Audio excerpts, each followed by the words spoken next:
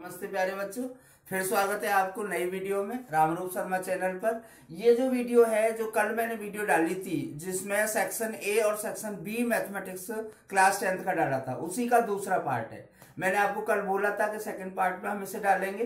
तो most expected sample paper बनाने की कोशिश की है और ऐसा लगता है इतनी तैयारी इसकी की है कि लगभग इस टाइप का क्वेश्चन पेपर आपको बोर्ड एग्जाम में मिल सकता है। मैं क्वेश्चन को समझाने की कोशिश कर रहा हूँ। सी सेक्शन है, हर एक क्वेश्चन 3 मार्क्स है। आपको पता होगा 10 क्वेश्चन आएंगे सी पार्ट में, सी सेक्शन में, और 10 हर एक क्वेश्चन 3 मार्क्स का होगा। पहला क्वेश्चन जो है मैंने चैप्टर 1 से लिया है, आपको समझ आ रहा होगा। 1.3 एक्सरसाइज का है। 7√3 - 3 एक इरेशनल नंबर है, ये प्रूव करना है। देखिए थोड़ा सा एक चीज ध्यान रखना है, क्योंकि ये 3 मार्क्स का है इसलिए इसमें थोड़ी सी इसको लेंथ देनी है आपको। तो ये आपको पता होगा, आता होगा, और बुक से ही आपका है। बहुत सिंपल क्वेश्चन है। नेक्स्ट जो क्वेश्चन है 14, वो है चैप्टर 4 से। यहां पर मैंने एक क्वाड्रेटिक पॉलिनोमियल लिया है और इस क्वाड्रेटिक पॉलिनोमियल के जीरोस हैं अल्फा और बीटा।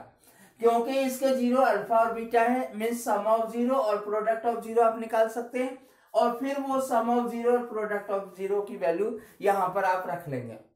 ध्यान रखना है, यहां पर पहले आपको alpha square beta square common लेना है और फिर आ जाएगा ब्रैकेट के अंदर alpha square plus beta square. वो अल्फा प्लस बीटा स्क्वायर के होल स्क्वायर में alpha plus beta whole square में कन्वर्ट करना है, तब ये क्वेश्चन आसानी से सॉल्व हो जाएगा। उसके बाद में नेक्स्ट जो क्वेश्चन रखा है मैंने कोऑर्डिनेट ज्योमेट्री से रखा है। कोऑर्डिनेट ज्योमेट्री में एक ट्राइंगल है और उसकी तीनों साइड के मिड पॉइंट दिए हुए हैं। ध्यान रखना, क्वेश्चन पेपर में क्वेश्चन को बहुत ध्यान से पढ़ना है, कभी भी जल्दबाजी में मेन पॉइंट को इग्नोर मत करना। ये मिड पॉइंट्स हैं। जब किसी ट्राइंगल के मिड पॉइंट आपको पता होंगे तो मिड पॉइंट फॉर्मूले से आप इसके वर्टेसेस निकाल सकते हैं। जब वर्टेसेस निकालेंगे तो फिर इसका सेंट्रोइड निकल जाएगा। सेंट्रोइड निकालने का फॉर्मूला बहुत आसान है। नेक्स्ट जो क्वेश्चन मैंने रखा है वो है आपका चैप्टर 3 से। यहां पर है 2 डिजिट नंबर 1 और उस 2 डिजिट के नंबर का जो डिजिट्स का सम है वो 9 है। मतलब अगर हम 10th डिजिट को x माने और 1st डिजिट को y माने, means x + y = 9, equation number 1 हो जाएगी। फिर उसके बाद में 9 times this number, means 9 × 10x + y।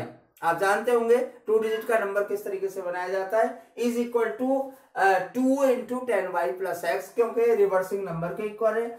2 equation आपको मिल जाएंगे, दोनों इक्वेशन को आप किसी भी मेथड से सॉल्व कर सकते हैं।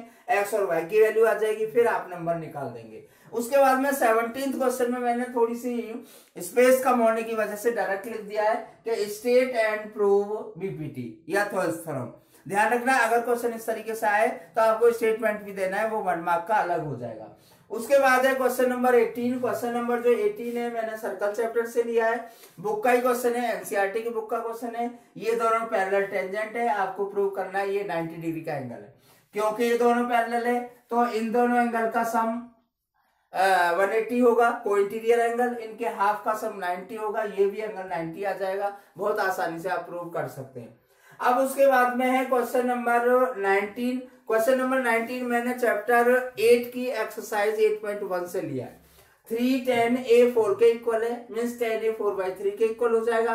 राइट एंगल ट्राइंगल की हेल्प से आप साइन ए और कॉस ए निकाल लेंगे और उनकी वैल्यू पुट कर देंगे, 4/5 प्रूव में आ जाएगा। इसको दूसरे तरीके से भी कर सकते हैं कि ऊपर न्यूमरेटर और डिनोमिनेटर दोनों को आप cos a से डिवाइड कर दीजिए, तो ये आ जाएगा 4 - 10a और नीचे आ जाएगा 2 + 10a। 10a की वैल्यू आपके पास ऑलरेडी है, वैल्यू पुट करेंगे, कैलकुलेट करेंगे, बहुत इजीली आप इसे प्रूव कर पाएंगे। उसके बाद में क्वेश्चन नंबर है 20। ये आपका चैप्टर 12 से है, एरिया रिलेटेड टू सर्कल से। ये बुक का ही क्वेश्चन है ऑलरेडी। इसमें एक सेक्टर है और इसके सेक्टर के बीच में एक स्क्वायर बना हुआ है और शेडेड पोर्शन का एरिया निकालना है। तो सेक्टर के एरिया में से स्क्वायर का एरिया अगर माइनस करेंगे तो शेडेड पोर्शन का एरिया आएगा। थोड़ा सा ध्यान रखना है कि जब आप सेक्टर का रेडियस निकालेंगे तो पाइथागोरस थ्योरम से रेडियस निकाल लेंगे। उसके बाद में नेक्स्ट जो क्वेश्चन रखा है वो 21st क्वेश्चन है, वो मैंने रखा है सरफेस एरिया वॉल्यूम से, और सरफेस एरिया वॉल्यूम के भी एक्सरसाइज 13.3 से, जहां पर कन्वर्जन है। एक चीज को मेल्ट और रिकास्ट करके दूसरी चीज बना दी है। बहुत आसान सा क्वेश्चन रखा हुआ है कि एक स्फीयर है, उसको मेल्ट करके हमने सिलेंड्रिकल वायर बनाया है। मतलब स्फीयर में जो मेटल है उसका वॉल्यूम सिलेंड्रिकल वायर में जो मेटल है उसके वॉल्यूम के इक्वल होगा। जब आप इक्वेट करेंगे तो कैलकुलेशन भी आसान हो जाएगी, क्योंकि पाई से पाई कैंसिल हो जाएगा और वायर का रेडियस आप निकाल सकते हैं। लास्ट जो क्वेश्चन मैंने रखा है 22nd क्वेश्चन, वो सिंपल रखा है मोड से, कि आपको मोड दिया हुआ है इन डाटा का और नंबर ऑफ स्टूडेंट्स का सम भी दिया हुआ है। तो आपको जो मिसिंग फ्रीक्वेंसीज हैं एक्स और वाई उसकी वैल्यू निकालनी है। यहाँ पर क्योंकि मोड दिया हुआ है आपको दोबारा मोड ही निकालना है और दूसरी इक्वेशन इन सम इक्वल टू 125 से बन जाएगी। दो इक्वेशन को सॉल्व करेंगे, एक्स और वाई की वैल्यू आ जाएगी। तो ये मैंने वीडियो का सी पार्ट, इस वीडियो में सी सेक्शन रखा है। कल वाली वीडियो को कंटिन्यू करते हुए आप इस तरीके के क्वेश्चन जरूर करें। ध्यान रखें, ये ना सोचें कि एग्जैक्टली यही आएंगे, इस टाइप के क्वेश्चन जरूर आएंगे। ये इस तरीके की हमने मेहनत की है। वीडियो को लाइक जरूर करिए, शेयर तो जरूर करिए, सब्सक्राइब नहीं किया हुआ हो जरूर करिए। Thank you very much, all the very best. अब आते हैं सेक्शन डी पर। सेक्शन डी में आपको पता होगा 8 क्वेश्चन होंगे, हर एक क्वेश्चन की वेटेज 4 मार्क्स होगी। ये बात मैं आपको पहले भी बता चुका हूं, फिर दोबारा से रिपीट कर रहा हूं कि इस सैंपल पेपर में जो मोस्ट एक्सपेक्टेड सैंपल पेपर मैंने बनाने की कोशिश की है उसमें मैंने ऑप्शंस क्वेश्चन नहीं रखे। ऑप्शनल क्वेश्चन का मतलब है कि चॉइस बहुत कम रखी है, चॉइस रखी ही नहीं है। थोड़ी सी टाइम आपका बच रहा है, मेरा भी टाइम बच रहा है, वीडियो की लेंथ थोड़ी बच रही है। तो ये जो 11 चॉइस है वो आपको बोर्ड में जरूर मिलेंगे, आपके लिए काम और आसान हो जाएगा। चलिए मैं चलता हूं क्वेश्चन नंबर 23 पर। कंस्ट्रक्शन का क्वेश्चन है, आपको दिख रहा होगा कि एक पेयर ऑफ टेंजेंट बनाने सर्कल पर जिसका रेडियस 5 सेंटीमीटर है और जो दोनों टेंजेंट एक दूसरे पर 60 डिग्री पर इंक्लाइंड है। ये 11.2 की एनसीईआरटी की बुक का एग्जांपल है। आपको पता होगा, एक सर्कल ड्रॉ कर लेंगे पहले हम, और यहां पर हम पहले 120 डिग्री का एंगल बनाएंगे और उसके बाद में यहां पर 2 टेंजेंट बनाएंगे। टेंजेंट आपको पता होगा 90 डिग्री पर बन जाते हैं और जब हम ये एंगल मेजर करेंगे तो वो 60 डिग्री का होगा। तो ये कंस्ट्रक्शन का क्वेश्चन है, चाहे तो 11.1 से चाहे तो 11.2 से आता ही आता है, जरूर आपको क्वेश्चन पेपर में मिलेगा। नेक्स्ट जो क्वेश्चन है वो मैंने लिखा है एप्लीकेशन ऑफ ट्रिग्नोमेट्री से। आपको पता होगा 4 मार्क का क्वेश्चन आता है और बहुत सिंपल ही आ जाता है अक्सर, तो इसमें क्वेश्चन के आने के चांस है। यहां पर the angle of elevation of a jet plane is 60 degree 30 degree from a point on the ground. Sorry 60 degree है ग्राउंड पर से किसी जेट प्लेन का, जैसे ये जेट प्लेन है और किसी ग्राउंड के पॉइंट से इसका जो एंगल है वो 60 डिग्री है।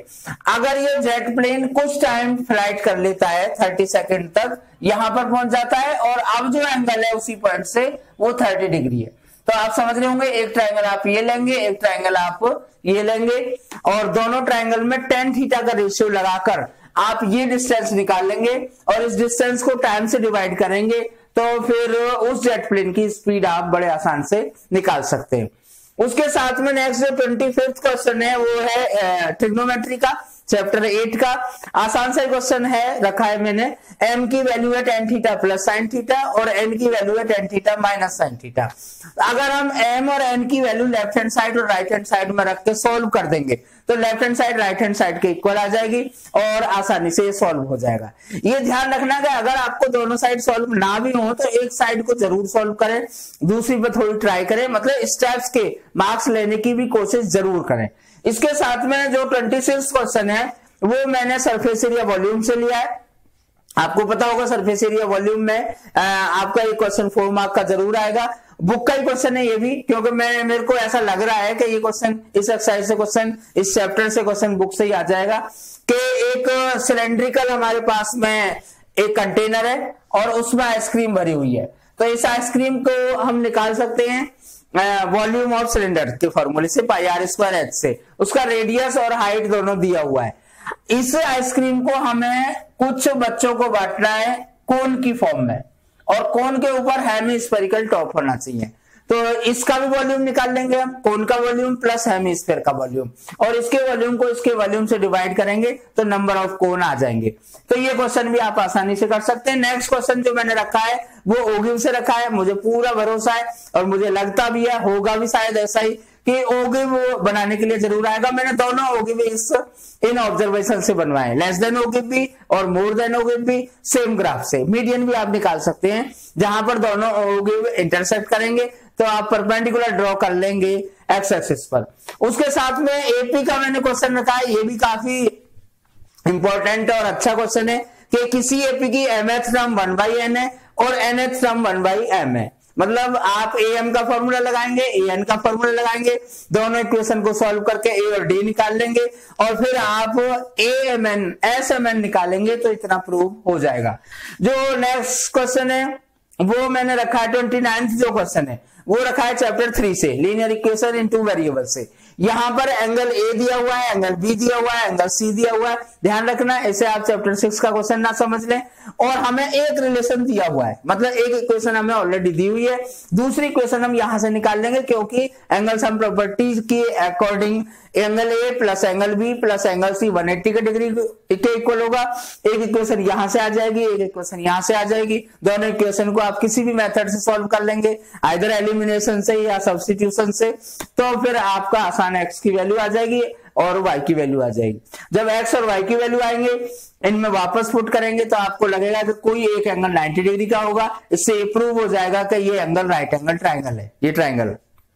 लास्ट जो क्वेश्चन है वो मैंने रखा है पाइथागोरस थ्योरम से, ऑप्शनल एक्सरसाइज का क्वेश्चन है, ध्यान रखना ऑप्शनल एक्सरसाइज चैप्टर 5 में, चैप्टर 6 में, चैप्टर 4 में, 3 में, 2 में से जरूर करना है। ये एक ट्राइंगल है, राइट एंगल ट्राइंगल है और ए बी यहाँ पर दिया हुआ है, ये हमें प्रूव करना है AC square equal to AB square plus BC square plus 2BC into BD।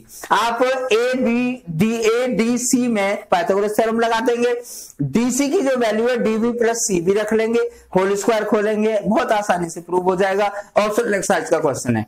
तो इस तरीके से मैंने ये जो आपको सैंपल पेपर बनाया है, जो मोस्ट एक्सपेक्टेड नाम दिया है, तो ये मैंने कोशिश की है कि इस टाइप का बोर्ड का पेपर होना चाहिए। बहुत सारे रेंज मैंने रखे, जिस तरीके के क्वेश्चन आते हैं बहुत सारे सैंपल पेपर से देखें, बहुत सारे पैटर्न और ट्रेंड से देखकर बनाया है। इस तरीके के क्वेश्चन की तैयारी अगर आप करते रहेंगे, 8-10 सैंपल पेपर इस तरीके के करेंगे तो फिर आपकी बहुत अच्छी तैयारी मानी जाएगी और आपका पेपर बहुत अच्छा होगा। वीडियो को शेयर जरूर करिए अगर आपको पसंद आए तो, और सब्सक्राइब नहीं किया है तो सब्सक्राइब जरूर करिए। Thank you very much, all the very best.